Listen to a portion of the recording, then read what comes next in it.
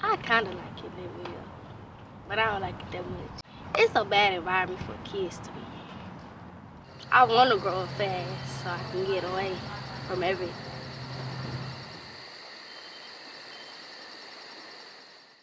Gregory Lincoln Education Center is a school that's in a historic Fourth Ward community, also known as Freedmanstown.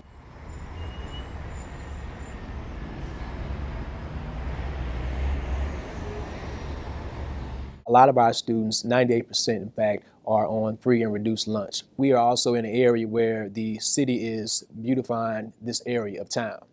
We have high rises on one side of our school, but on the back area of our school, we have students who are really just trying to make it on a day-to-day basis. A lot of these students struggle on a daily basis because their parents struggle financially. So they might come to school without food. Lunch might be the only meal they eat during the day. When they go home, they won't have food. Um, right now I'm trying to work on my behavior because I have a bad attitude. But for right now, I'm trying to get my grades right, and I'm trying to stay out of mess. I want to open up my own restaurant called Zazabu. It's gonna be like gourmet food, soul food, like everything is together. My role as an art teacher kind of turned into a culinary arts and a garden teacher with express purpose into getting our kids to consume more fruits and vegetables, getting them outdoors, getting them moving, and getting the whole school thinking on not just nurturing the cerebral child, but the whole child, the body, the mind, the spirit, the soul. My thing is to show families how to utilize your pantry and utilize what they get in an efficient way. Because if they can't do it at home, it's not gonna, it's not gonna translate in their everyday life. So a lot of food insecure families also live in what's defined as food deserts. And food deserts are technically areas where individuals reside where the grocery stores are over a mile in distance. And so on this map, you can see the red dot is where the elementary school is located, and the green area is the traditional definition of a food desert. If we redefine a food desert to include grocery stores that are over half a mile in distance, then we see that the school is located in a food desert area. I never paid attention to how far away different grocery stores are. The nearest grocery store to these neighborhoods are just not as close as they used to be. A long time ago, you could walk to the store. Mom and pop stores was all up and down, or you had a food market with fresh food. Now it's kind of hard. Not only is this area can be considered a food desert, it's also considered an area that has low access to vehicles.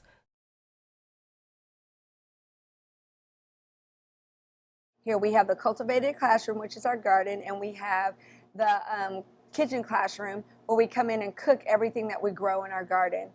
My kids come in and they get a pretty extensive overview on how to grow their own food, harvest it, take care of it, to make transplants. We're planting Colette and we're taking the weeds out of the Colette.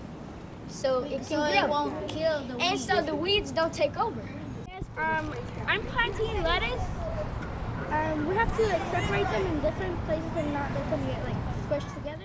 So they're learning a lot of hands-on science and academically tied things in a way that they don't, it's not even sneaky, it's just awesome because they're learning the way you're supposed to learn, by doing, by going out. Kids do not learn by just sitting in a book and reading about it. They need to go outside and experience it. Some people gonna be harvesting basil, so you gotta take the basil off. You call it some things.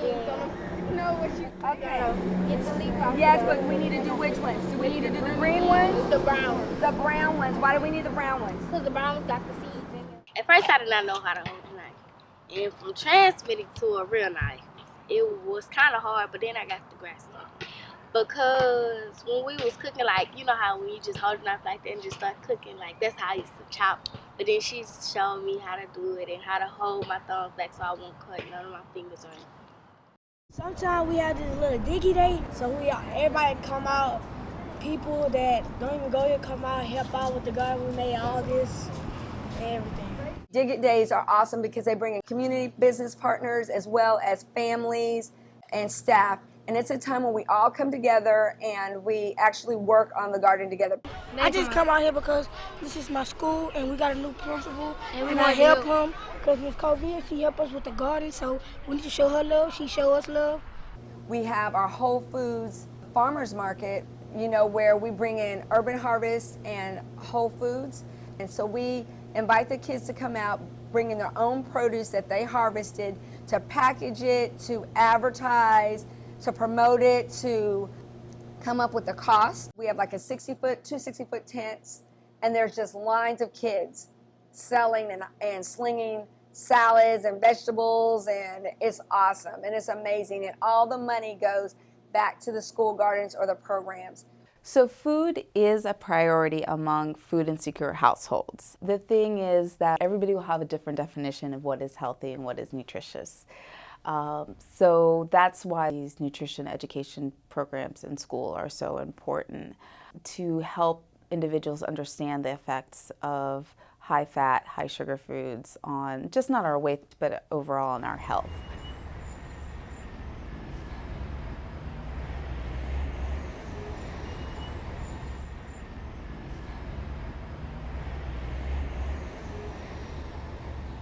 I decided I wanted to start a girls club as sort of my first thing to kick off, since this is my first year here. And I really, really strongly felt that our girls need some kind of guidance. We focus on things like drugs and alcohol, tobacco, stress management, goal setting and decision making, as well as diet and exercise, and most important. And just, you know, being able to be wise about the choices that you make and the life that you're leading. I think it's all about health awareness, emotionally, mentally, and physically. One of the things that we want our kids to do is to think big and to really dream for themselves and set big goals. I want to move to LA. I want to open up my own restaurant. I want it to be on the street of Hollywood. Like, you know how Applebee's is, like they have like the appetizer, then they have like the dessert. It's gonna be like that. But it's gonna be like, it's gonna have soul food, then it's gonna have gourmet food, then it's gonna be flipped to dessert. You know, I think sometimes in an education system we want to push, but kids need time to soak it in and just to slow down. And also my best conversations with kids have been moments in the garden when they're working. You know, those conversations are the things that actually are golden, and you can't get those when you're pushing kids all the time. You have to have teachable moments where it's calm, relaxed, and we're cooking and we're talking and we're in the garden and we're putting things together and we're growing and we're looking at things and we're taking a deep breath and looking around, you know, looking up, no phones, no plugged in. We're not plugged into that. We're plugged into each other and to nature, into what we're putting into our bodies. All they really want is you. So I think it's very important to be in touch with the planet. We speak about saving the planet and going green, but if the children don't know what comes from the earth and how beautiful it is, how will they do that, you know? So with this project, I want them to come out in the garden, touch the earth, feel the earth, see what comes out of the earth, so they'll be excited to protect it. I think it's important to garden because we promote eating healthy around here, and we want our youth to be healthy, as well as, you know, not only the kids at Gregory Lincoln, but the community as well. So it's a great way to get the community out here. Don't you hear my Savior calling? Who will go and work the day? The harvest is right and the fields are waiting. Who will bear the shelves away? Here am I, Lord, won't you send me? Here am I,